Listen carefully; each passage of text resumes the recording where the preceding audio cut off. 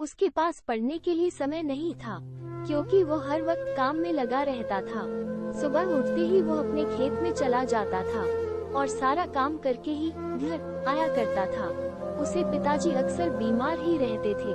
वो उनकी सेवा भी बहुत करता था, लेकिन जब भी उसके साथ के लड़के स्कूल जाया करते थे तो वो भी यही सोचा करता था, मगर क्या किया जा सकता था, उसके पास समय था ही नहीं तो वो क्या करे। घर में सिर्फ उसके पिताजी और वो सुशांत ही रहता था।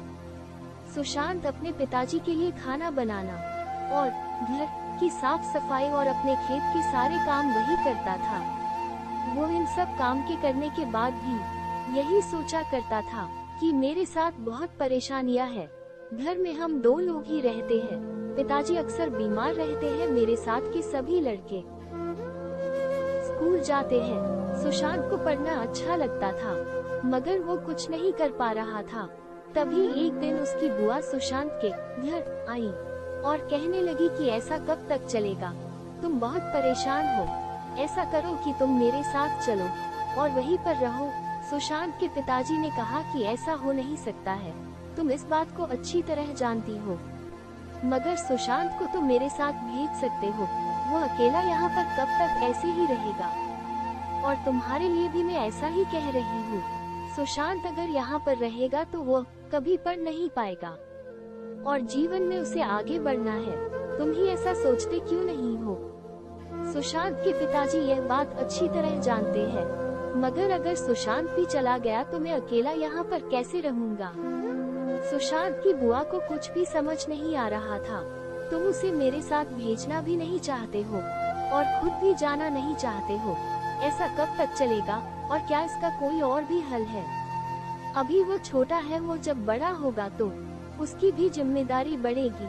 तुमने कुछ सोचा है? अभी तो कुछ सोचा नहीं है, मगर मैं सोच रहा हूँ कि उसकी जल्दी ही शादी कर दूँ, उससे उसे भी आराम मिलेगा और हमारा घर भी चल जाएगा।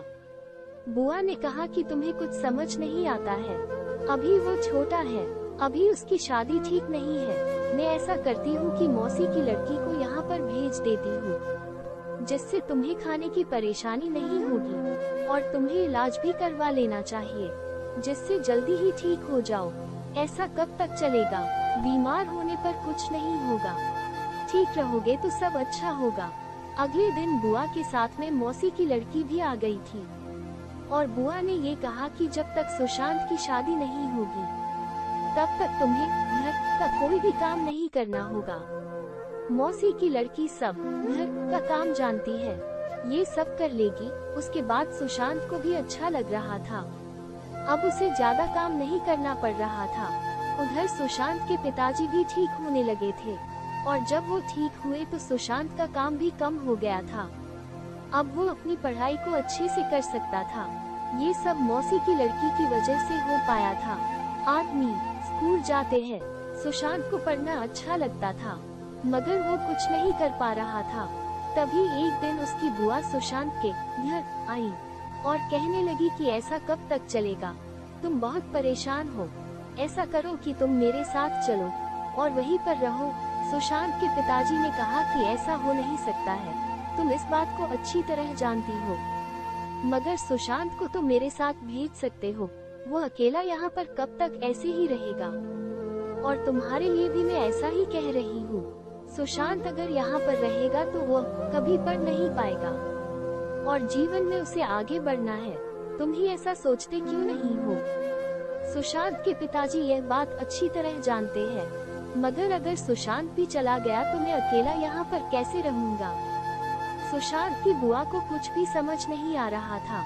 तुम उसे मेरे साथ भेजना भी नहीं चाहते हो और खुद भी जाना नहीं चाहते हो, ऐसा कब तक चलेगा और क्या इसका कोई और भी हल है।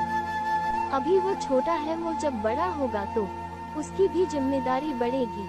तुमने कुछ सोचा है? अभी तो कुछ सोचा नहीं है, मगर मैं उसकी शादी थी। सुशांत भी अपने पिताजी को खुश देखना चाहता था, क्योंकि वो जानता था कि पिताजी ने जीवन भर बहुत मुश्किल में मुझे संभाला है और धीरे धीरे पिताजी का काम भी कम कर दिया था।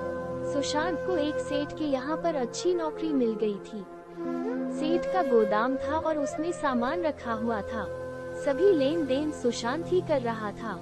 सेठ को भी सुशांत का काम अच्छा लग रहा था, क्योंकि वो बहुत ही ईमानदारी से सब कुछ कर रहा था। सुशांत की अब शादी भी होने वाली थी। शादी में जब बुआ आई तो कहने लगी कि अब सब कुछ अच्छा चल रहा है। सुशांत के पिताजी ने कहा कि ये सब तुम्हारी वजह से हुआ है। बुआ ने कहा कि तुम छोटे हो, इसलिए छोटों की मदद करना ये बहुत जरूरी है। इसमें और कुछ भी कहने की जरूरत नहीं है। अब सुशांत बड़ा हो गया है और सब तुम्हारी सबकी देखभाल कर सकता है। अब चिंता की बात नहीं है। सुशांत की भी शादी हो चुकी थी और अब सुशांत और उसकी पत्नी पिताजी की सेवा में लगे हुए थे। सुशांत जानता है कि उसके पिताजी ने उसके लिए बहुत मुश्किल उठाई है और अब उनकी सेवा करना उसका धर्म था।